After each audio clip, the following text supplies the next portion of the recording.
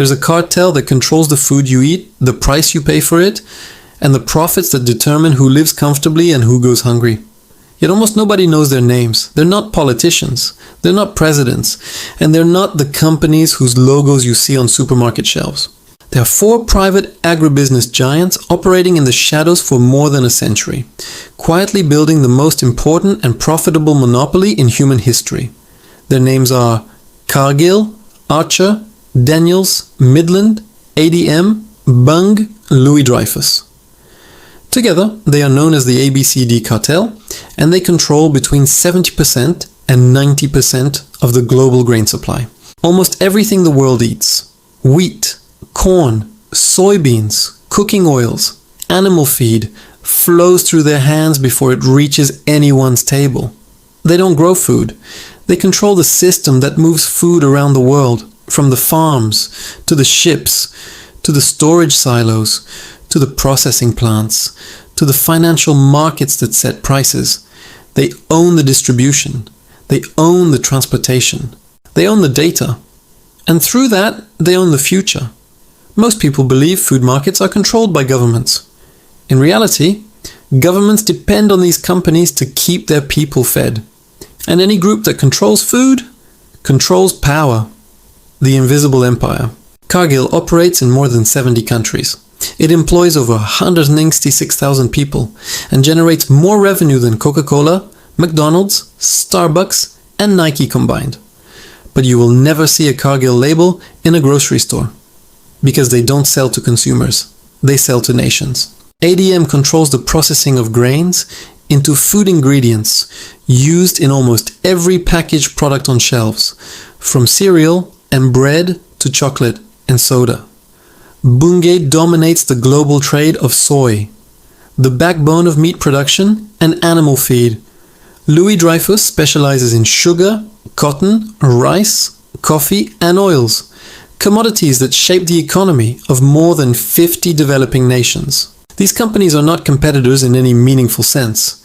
Their power comes from coordination, not publicly, not illegally, but through influence, aligned incentives, and control over the same infrastructure.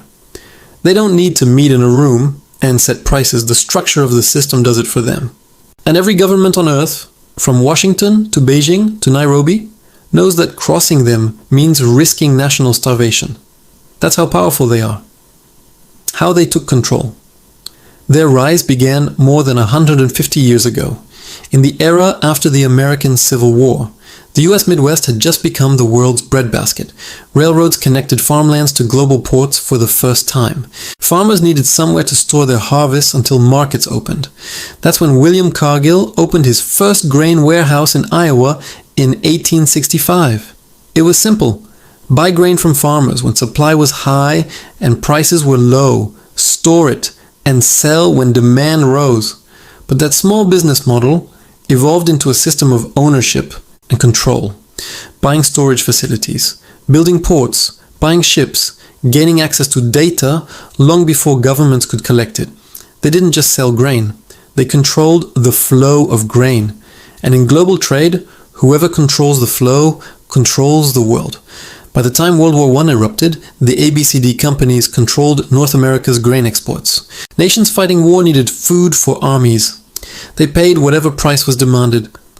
During World War II, the same companies fed the Allied forces and became indispensable to governments who feared starvation more than losing battles. Power shifted. Ministers and presidents could change every few years. These dynasties never did. As Europe rebuilt and Asia industrialized, the ABCD cartel expanded into shipping, financing, processing plants, and global futures markets. Today, they run a system more important than oil, more universal than technology, and more essential than money itself, the global food supply chain. Why this matters today? Around the world, people are struggling with food inflation. The price of bread, milk, eggs, meat, cooking oil. Everything has climbed dramatically over the last few years. Most people blame inflation, war, climate change, supply chain, disruptions, political failure. But the truth is more complicated. and more dangerous. Food prices rise when the ABCD Cartel chooses to restrict supply, delay shipments, or speculate on shortages. When they hold inventory, world prices spike. When they release it, prices fall. They profit either way. In 2022, when food prices reached the highest levels in modern history and 345 million people faced severe hunger, Cargill posted its most profitable year in 156 years. ADM and Bunge also recorded record profits. Inflation hurt families and created billionaires. In a world where 828 million people go to bed hungry every night, a handful of private companies experienced the largest wealth expansion in their history. That is not an accident. It is the design. The most powerful weapon on earth, food, has always been used as a weapon. Empires used it to control colonies. Kings used it to control villages. Dictators used it to punish enemies.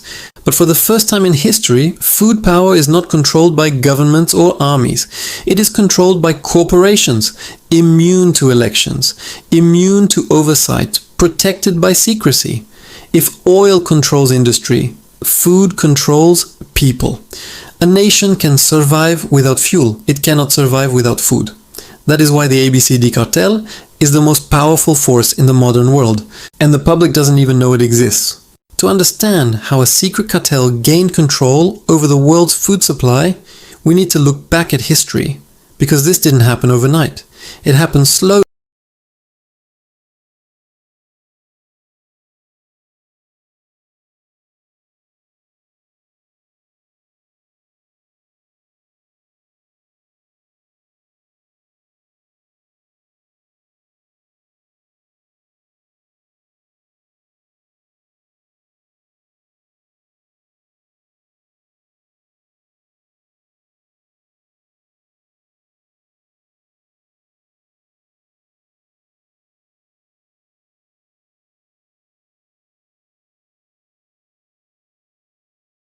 Population was exploding and the media predicted global famine.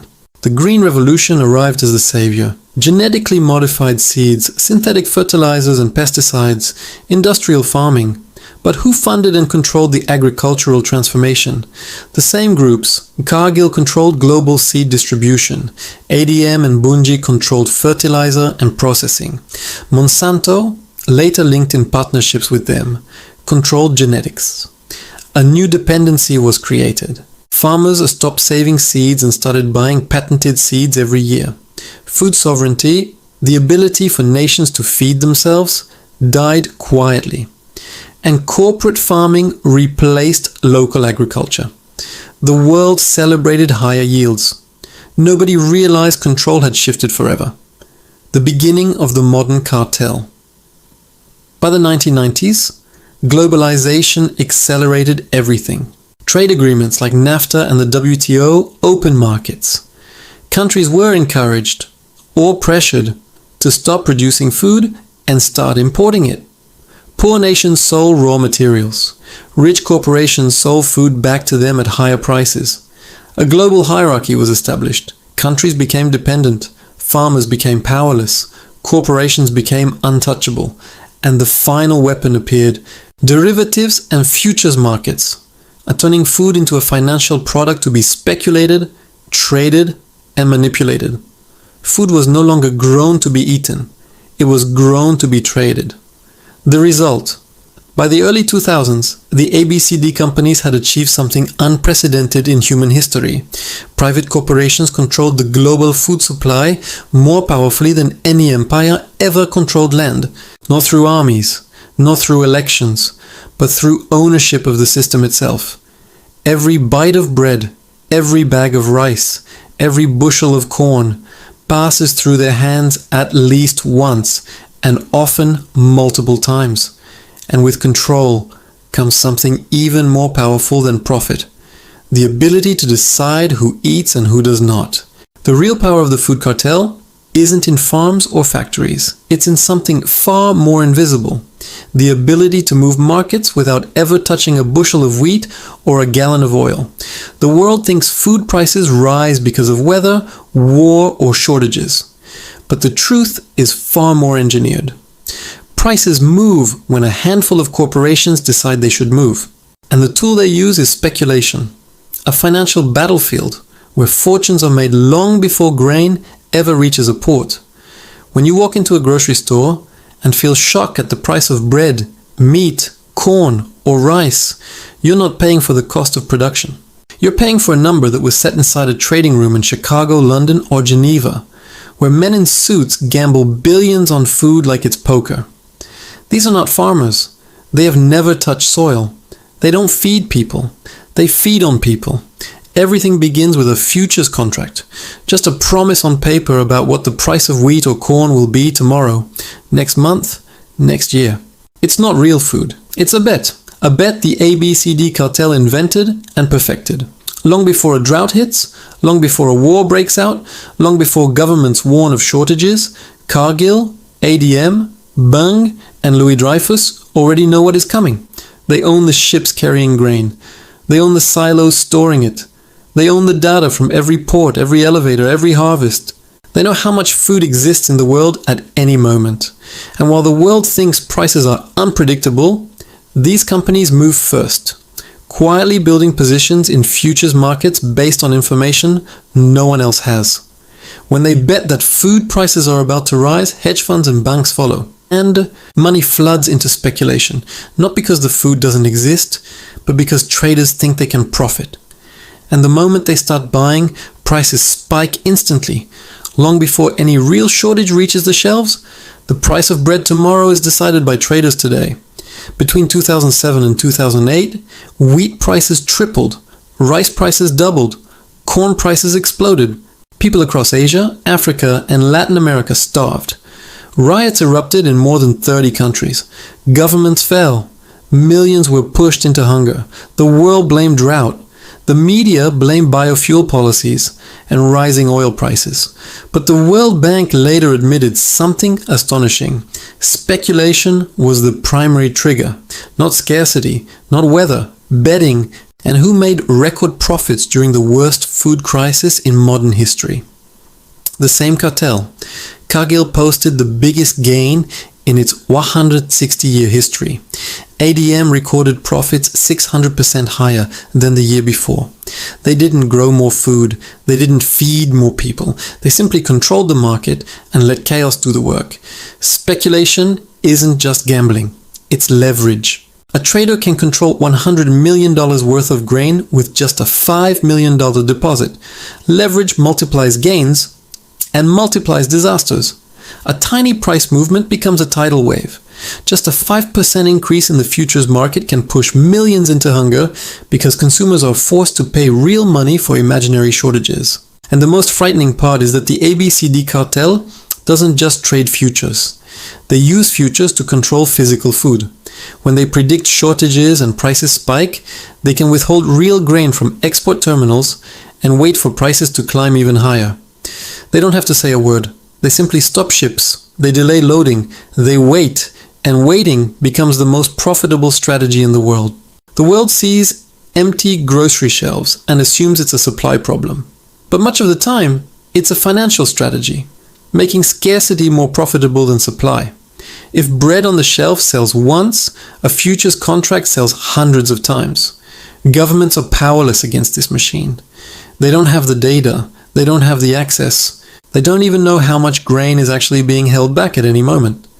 The companies that control the food system refuse to reveal their inventories and storage levels. It's a business secret, and secrecy is power. Imagine a casino where the dealer, the house, and the players are the same people. That is the global food market. And losses don't just bankrupt investors, they starve nations. During the first months of the Ukraine war, the world panicked over wheat shortages. The news was filled with images of blocked ports and destroyed fields. But something else quietly happened.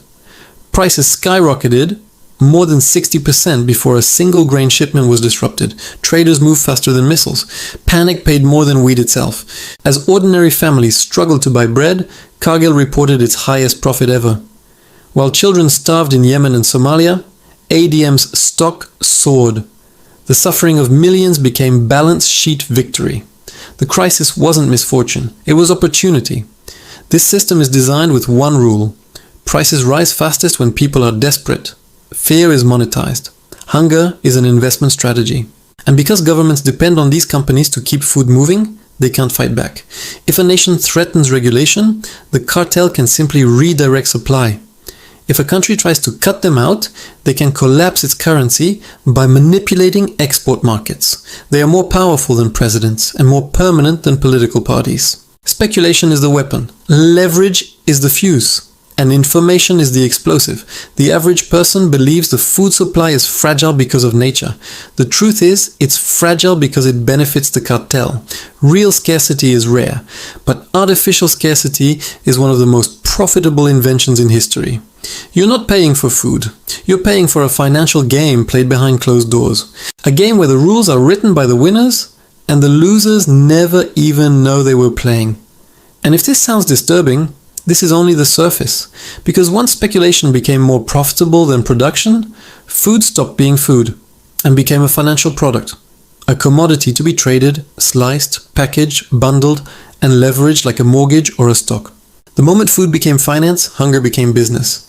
What most people still don't understand is that the global food crisis of the last 3 years didn't happen by accident. It wasn't simply the result of a war, or a pandemic, or climate disasters. Those events were the sparks, but the fuel had already been poured long in advance by the same cartel that controls global supply chains and commodity pricing. Crises don't weaken them. Crises grow them. And every time the world breaks, they profit more. The story of Ukraine proved it more clearly than anything in modern history.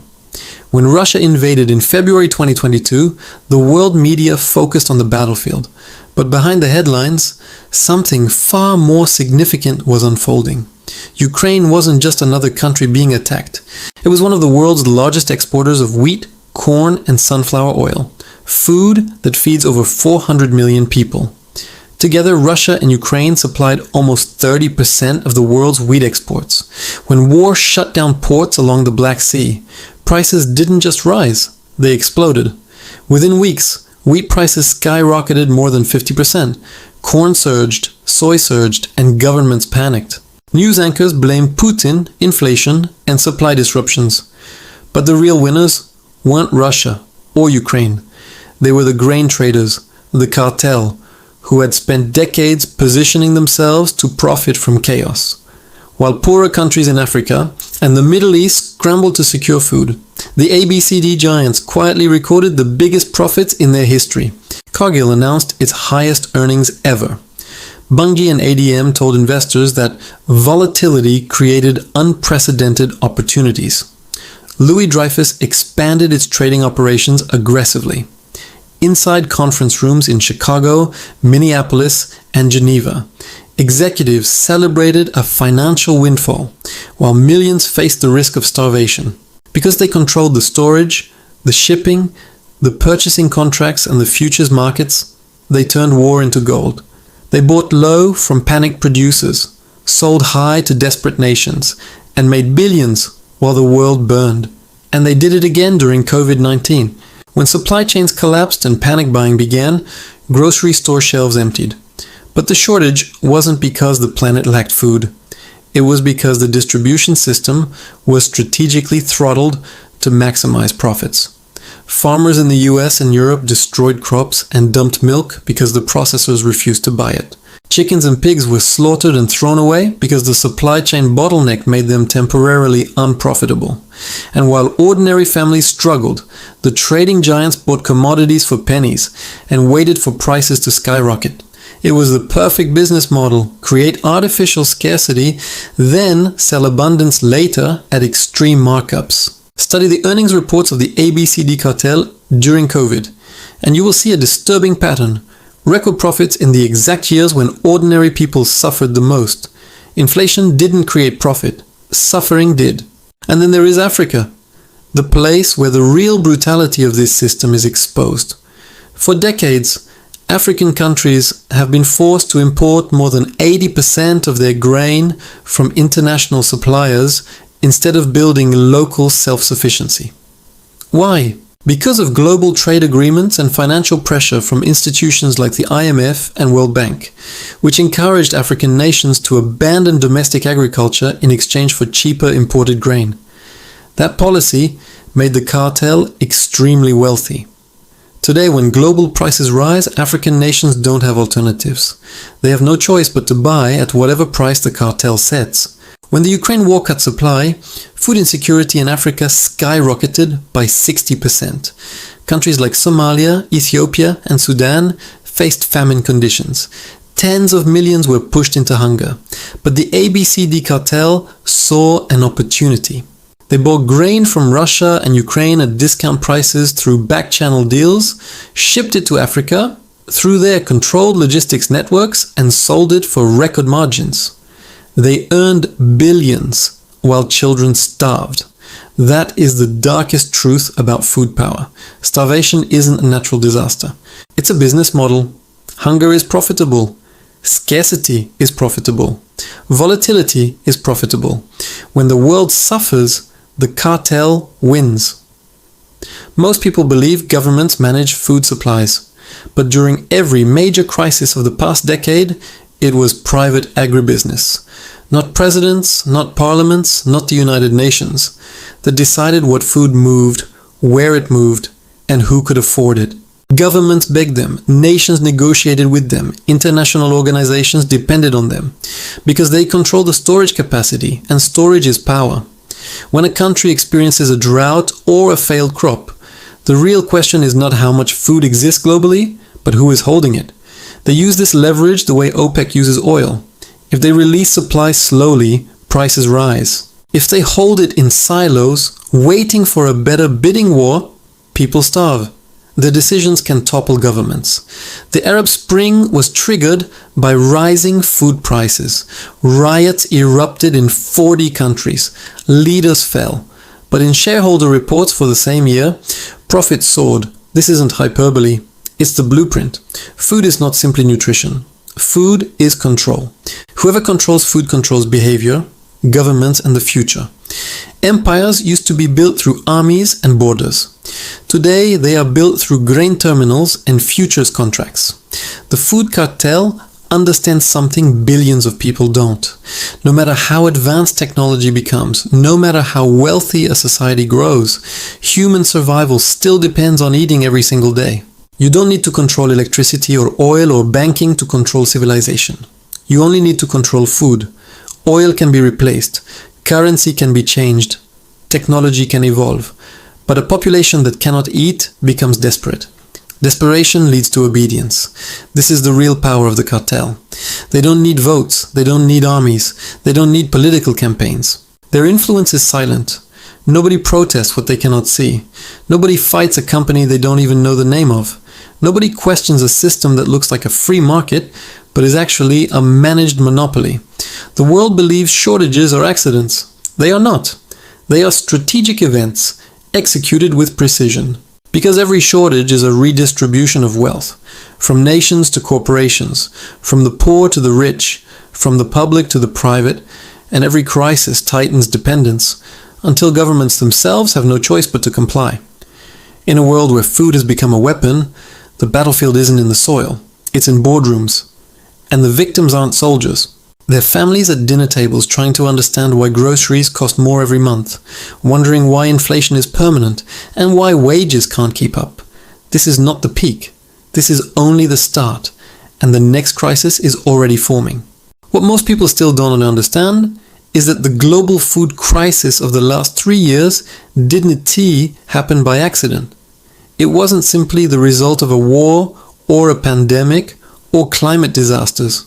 Those events were the sparks, but the fuel had already been poured long in advance by the same cartel that controls global supply chains and commodity pricing. Crises don't weaken them. Crises grow them. And every time the world breaks, they profit more.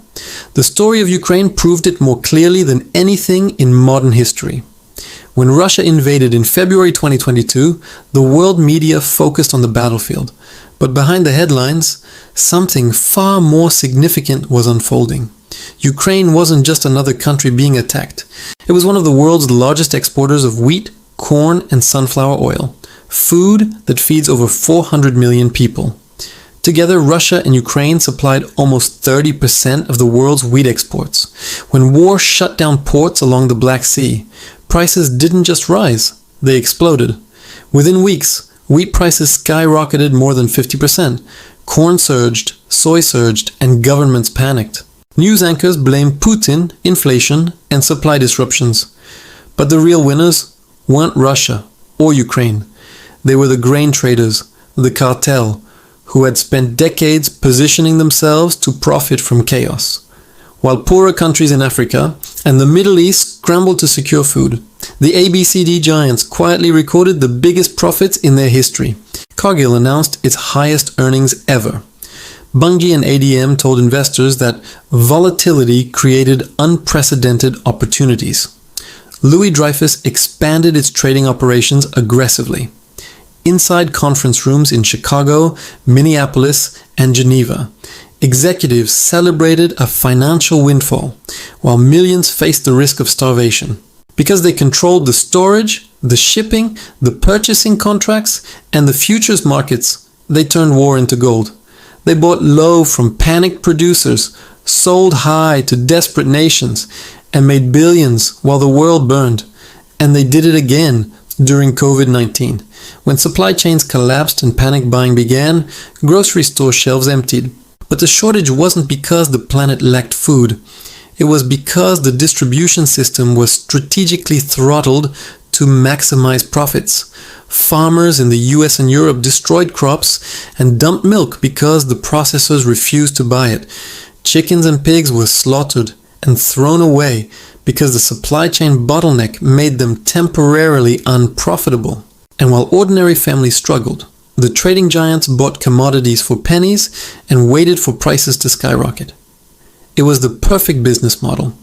Create artificial scarcity, then sell abundance later at extreme markups. Study the earnings reports of the ABCD Cartel during COVID, and you will see a disturbing pattern. Record profits in the exact years when ordinary people suffered the most. Inflation didn't create profit, suffering did.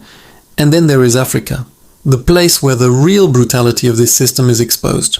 For decades, African countries have been forced to import more than 80% of their grain from international suppliers instead of building local self-sufficiency. Why?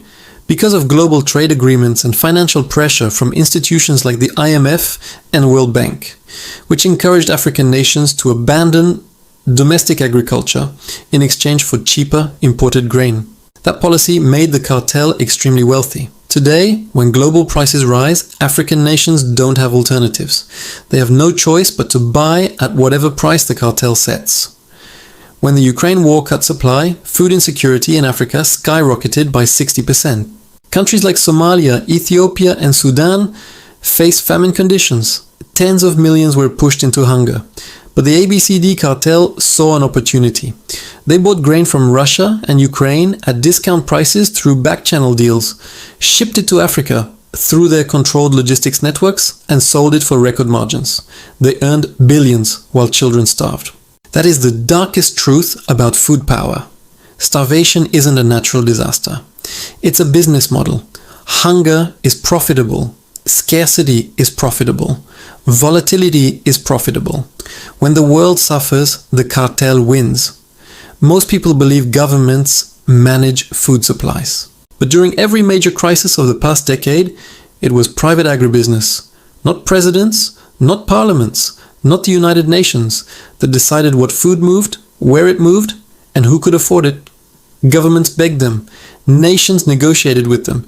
International organizations depended on them because they control the storage capacity. And storage is power. When a country experiences a drought or a failed crop, the real question is not how much food exists globally, but who is holding it. They use this leverage the way OPEC uses oil. If they release supply slowly, prices rise. If they hold it in silos, waiting for a better bidding war, people starve. The decisions can topple governments. The Arab Spring was triggered by rising food prices. Riots erupted in 40 countries. Leaders fell. But in shareholder reports for the same year, profits soared. This isn't hyperbole, it's the blueprint. Food is not simply nutrition. Food is control. Whoever controls food controls behavior, governments, and the future. Empires used to be built through armies and borders. Today, they are built through grain terminals and futures contracts. The food cartel understands something billions of people don't. No matter how advanced technology becomes, no matter how wealthy a society grows, human survival still depends on eating every single day. You don't need to control electricity or oil or banking to control civilization. You only need to control food. Oil can be replaced. Currency can be changed. Technology can evolve. But a population that cannot eat becomes desperate. Desperation leads to obedience. This is the real power of the cartel. They don't need votes. They don't need armies. They don't need political campaigns. Their influence is silent. Nobody protests what they cannot see. Nobody fights a company they don't even know the name of. Nobody questions a system that looks like a free market, but is actually a managed monopoly. The world believes shortages are accidents. They are not. They are strategic events, executed with precision. Because every shortage is a redistribution of wealth, from nations to corporations, from the poor to the rich, from the public to the private, and every crisis tightens dependence, until governments themselves have no choice but to comply. In a world where food has become a weapon, the battlefield isn't in the soil, it's in boardrooms. And the victims aren't soldiers. They're families at dinner tables trying to understand why groceries cost more every month, wondering why inflation is permanent, and why wages can't keep up. This is not the peak. This is only the start, and the next crisis is already forming. Governments today appear powerful. Presidents make speeches, parliaments debate policies, and central banks announce economic strategies as if they command the fate of nations. But behind the stage lights, the real power belongs to those who control the world's food supply. When a government loses access to food, it loses control of its people. And the modern food system has evolved to a point where most nations, even the wealthiest, cannot feed themselves without relying on the same small group of private corporations. This dependency is not an accident.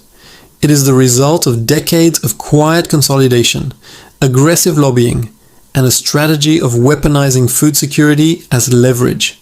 Most people assume that countries manage their own food production. They imagine farms producing crops consumed in the same region, farmers selling to local markets, and national governments controlling emergency reserves. But the truth is very different. Over 80% of countries today rely on imported grain to feed their populations.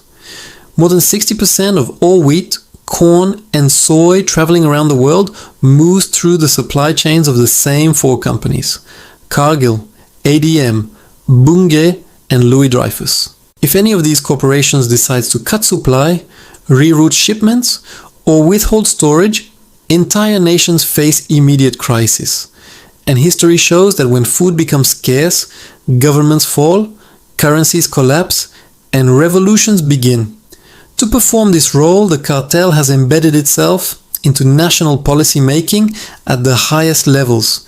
Every major food-producing country has former government officials working inside these corporations. Every trade agreement, every export subsidy, every tariff, every drought relief bill has fingerprints from agribusiness lobbying networks. In the United States, Cargill and ADM have spent decades shaping agricultural policy. Federal subsidies that supposedly support local farmers end up strengthening agribusiness control by pushing small farmers into dependency. Many family farms in America and Europe survive only because they sign exclusive contracts with these companies. Over time, they lose autonomy. They don't choose their prices. They don't control their markets. They don't control the timing of their harvests. They are locked into a system run by a supply chain cartel. And governments have allowed it because they fear what happens without them. In times of crisis, politicians don't call their militaries. They call Cargill. They call ADM. They call the companies with shipping fleets, reserve silos, and global distribution networks capable of moving food faster than any nation state. During the early months of COVID, when supermarket shelves emptied and panic spread across cities, it was these corporations that coordinated emergency grain supplies to dozens of countries. They didn't do it for charity. They did it for leverage. They made billions in profit while governments watched helplessly. When the war in Ukraine began, Many nations expected that global institutions like the UN or WTO would help stabilize the food supply. Instead, the food cartel stepped forward. Cargill, ADM, and Bunge controlled the Ukrainian grain export system before the war. And when ports were blocked, they redirected global flows to maximize profitability. They bought distressed grain at record low prices from desperate producers and resold it at inflated rates to countries in crisis. It was the perfect example of how dependency becomes exploitation. Countries like Egypt, Lebanon, and Bangladesh, heavily reliant on wheat imports, face soaring food prices, riots, and political collapse. Meanwhile, Cargill reported the highest profit in its 156-year history. Governments couldn't stop it because they needed the grain to prevent starvation. That's the power of dependency. Even wealthy nations are not immune. The European Union depends on imports for over half its protein feed used in livestock farming. Japan imports more than 60% of its calories. South Korea imports over 70%. China, despite massive domestic production, is the largest global importer of soybeans and corn. And much of it passes through the same cartel-controlled supply chains. When any nation becomes dependent on external food sources, it becomes politically weak. A country that cannot feed itself cannot negotiate from strength. Food becomes a silent weapon used without firing a shot. This is why no government dares confront these corporations directly. When France tried to impose price controls during the 2008 food crisis, ADM and Bunge threatened to shift operations elsewhere, potentially causing shortages. The French government backed down in less than a week. When Argentina attempted to tax grain exports, big agribusiness stopped shipments, causing inflation and shortages that forced the government to reverse its policy. In 2022, when India restricted wheat exports to protect domestic supply, global traders responded by manipulating futures markets, sending prices skyrocketing, forcing India to reconsider. Governments look powerful on paper, but they move only within boundaries drawn by the companies that feed their citizens.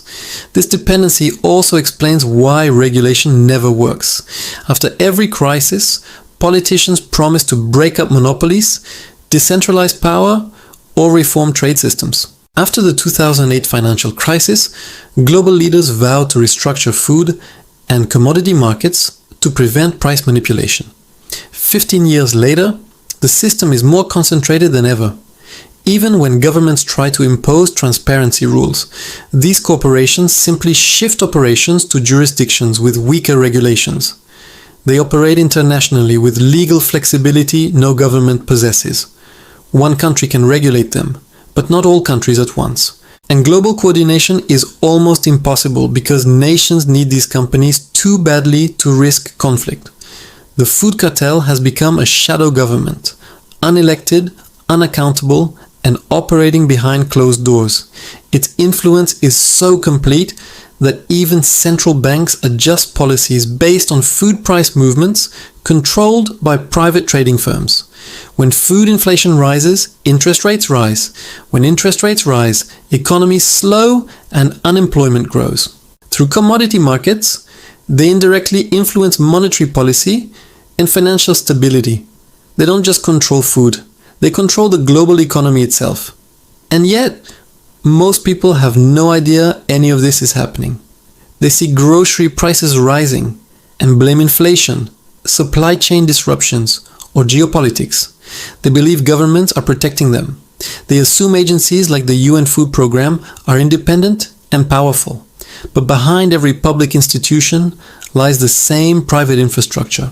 The companies that control food also fund research institutions, sponsor academic studies, control pricing data, and shape public narratives around food policy. They decide what the world believes about food security. The greatest danger is that dependency never moves backward. Once a nation gives up control over its food supply, it rarely regains it. The infrastructure required, the silos, the shipping fleets, the global trading partnerships, takes decades to build. And by the time governments realize they are trapped, it is too late. That's why no one can regulate the cartel. No one can break it up. No one can nationalize it. The system is now too integrated, too essential, and too profitable. Nations survive on food they do not control, delivered by companies they cannot challenge. And for the first time in history, private corporations, not governments, hold the ultimate lever of civilization.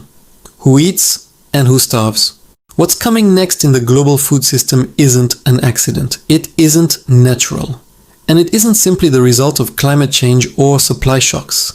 It is a deliberate redesign of the world as agricultural markets. A restructuring of control so absolute that when the dust settles, food will function not as a commodity, but as a weapon, a tool of political power. A system where whoever controls the food supply controls the future.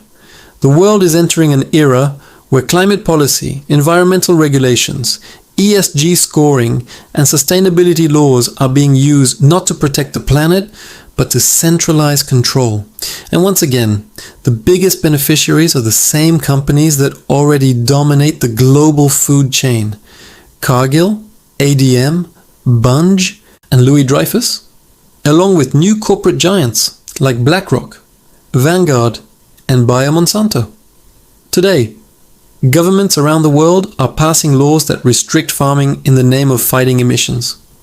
They're limiting fertilizer use, demanding farmers cut livestock, and shutting down small independent operations that have fed communities for generations. But notice something. The restrictions never apply to the giant agribusiness conglomerates. They apply to the people who grow real food, not the corporations trading it. In the Netherlands, home to some of the most productive farms in the world, the government announced its plan to cut nitrogen emissions by up to 70%. That isn't an environmental plan, it's an eviction notice. More than 3,000 farms are scheduled to be forcibly shut down. Generational farmers ordered to sell their land to the state. Protests erupted, the biggest in the country's history, yet global media barely covered it. Why? Because the narrative is dangerous. Small farms are being eliminated under the banner of sustainability. What happens to the land once farmers are forced out? It's purchased by private equity groups, investment funds, and multinational agribusinesses. The same corporate entities who already control global grain trade now want to control the soil itself. BlackRock is quietly becoming one of the largest owners of farmland in the United States. Bill Gates is now the largest private farmland owner in the country. These are not traditional farmers. They're investors with an agenda. They understand something most people don't.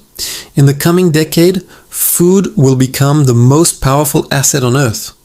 The narrative presented to the public is simple. The climate is changing, the planet is dying, and we must reinvent agriculture. But the real plan is consolidation. Replace millions of independent farmers with a handful of global corporations.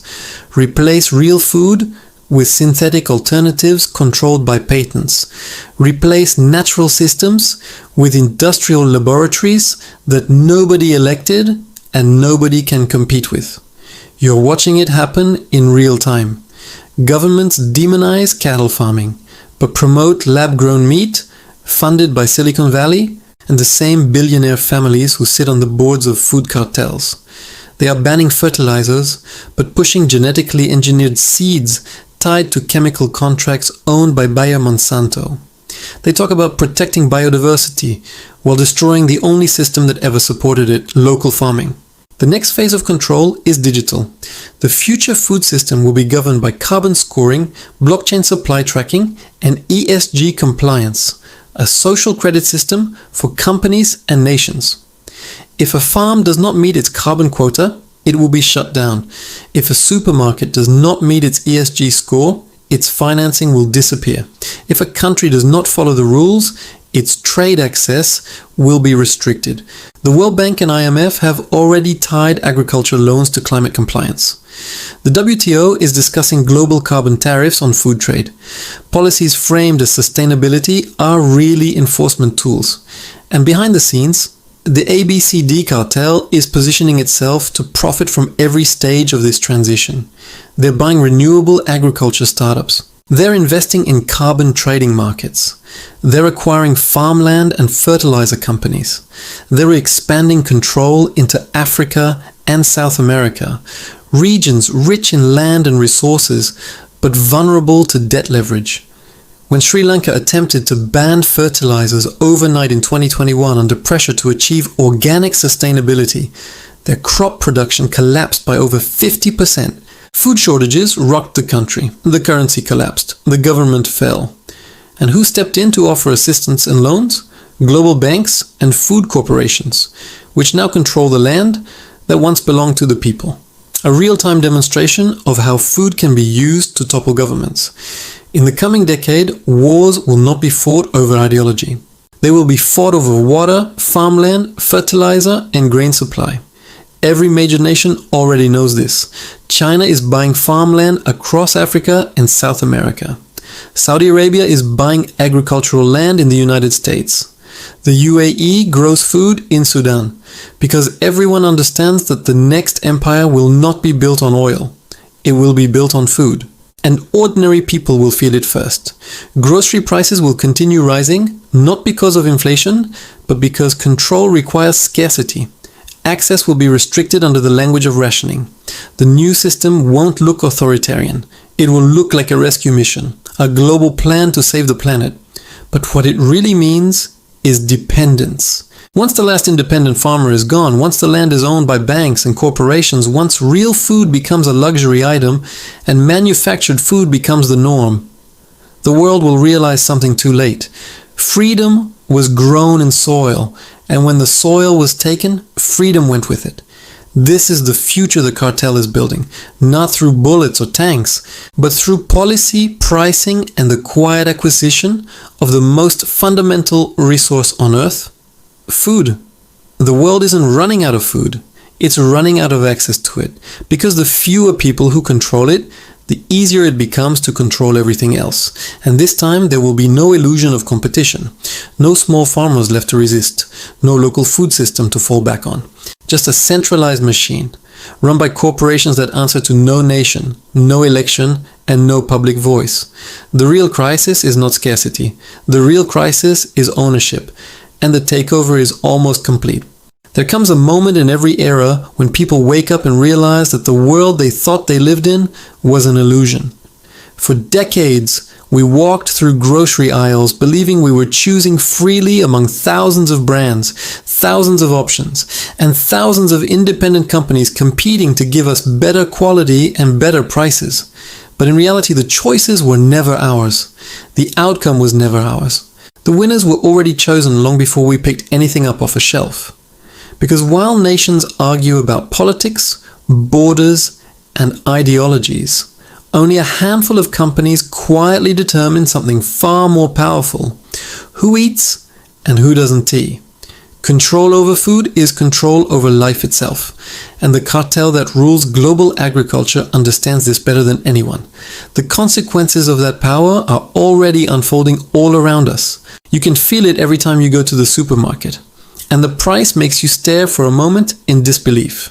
You can feel it when eggs cost double, when bread becomes a luxury, when entire families adjust their lives around what they can afford rather than what they need.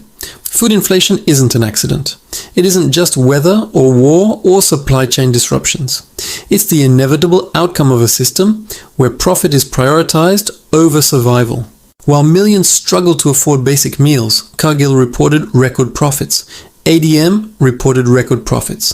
Bunge and Louis Dreyfus posted their largest profit margins in decades. The world became hungrier, and yet the cartel became richer. That is not coincidence. That is design. And when crises hit, the profit accelerates.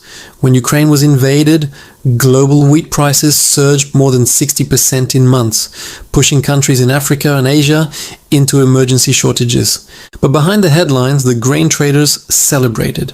They had purchased supply early, stockpiled it, and sold at peak panic. They profited from war. They profited from starvation. They profited from fear. When COVID shut down borders and shipping collapsed, they profited again. Transportation delays meant scarcity. Scarcity meant higher prices. Higher prices meant record margins. Ordinary people stood in endless food lines while the world's largest agricultural traders collected some of their biggest payouts in history. And in Africa, where drought has pushed millions to the edge of famine, the cartel still sells grain at inflated prices, protected by market rules that deny food unless it can be paid for at full cost. There is no mercy in this system. Food is not considered a human right. It is a business measured in profit, not lives saved. People starve not because there isn't enough food, but because food has been turned into a commodity, one controlled, engineered, and manipulated to maximize gain for a few rather than nourishment for the many. That is the world we live in now, a world where hunger is profitable. Governments know this, but they can't stop it. Over decades, they surrendered control of food infrastructure to private corporations. They sold storage facilities, shipping fleets, trade routes, and grain reserves. They outsourced responsibility in exchange for efficiency. And efficiency became dependency. Dependency became vulnerability. Vulnerability became control. Today, no government can challenge the food cartel without risking collapse. They own the global supply chain. They own the trading data. They own the transportation. They own the distribution. They own the futures markets. They know more than any government about what harvests will look like months before they happen, what shortages will come, and where famine will strike. Power is knowledge, and they have all of it. That's why countries are afraid to confront them. A politician who challenges the pharmaceutical industry risks campaign funding. A politician who challenges agribusiness risks riots in the streets when shelves go empty. Elections can be won or lost on food alone. That's how deep the control runs. People imagine that wars are fought with missiles and armies. But the greatest weapon ever created is not a bomb or a machine gun. It is scarcity. And the cartel controls scarcity. They can raise or lower prices with a keystroke. They can collapse a nation's food supply simply by pausing shipments. They can reward obedience and punish rebellion without ever firing a shot. And this control is tightening. As climate change becomes a political and economic battlefield, food production will become even more unstable. Weather disasters will disrupt harvests. Water shortages will limit farming. Governments will implement new environmental policies that unintentionally make agriculture more expensive and less accessible. Every crisis will create new opportunities for the cartel to expand its influence. Every shock will justify more consolidation. Every shortage will lead to fewer and fewer independent producers. Eventually, the world wakes up to the realization that farmers no longer own their farms, governments no longer own their reserves, and people no longer control their ability to feed themselves. When food becomes centralized, freedom disappears, because a population that cannot feed itself cannot resist anything. And while everyday families ration bread and milk, the billionaire families behind these companies build private fortresses, acquire millions of acres of farmland, and prepare for a future they helped create but will never suffer from. They prepare for chaos while the world prepares for survival. So the real question now is not whether the system will break. It already has. The real question is how ordinary people will respond. Will we continue to assume that nothing can be done? Will we continue to believe the illusion of choice? Will we accept a world where survival depends on a handful of private dynasties none of us elected or even know? Or will people begin to demand transparency, decentralization, and food independence? Will they support local agriculture, community farms, national reserves, and policies that break the monopoly holding humanity hostage?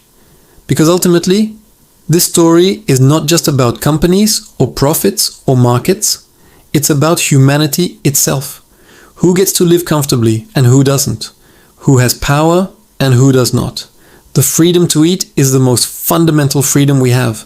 Lose that and everything else follows. If you're listening to this, don't take it lightly. The world is changing fast. Crises are becoming more frequent. Prices are rising. Tension is building. And when the next shock hits, whether geopolitical, economic, or environmental, the system will expose itself again. And billions will pay the price for a game they never agreed to play. If you value truth, if you value independence, if you value the ability to feed your family without permission, then now is the time to pay attention.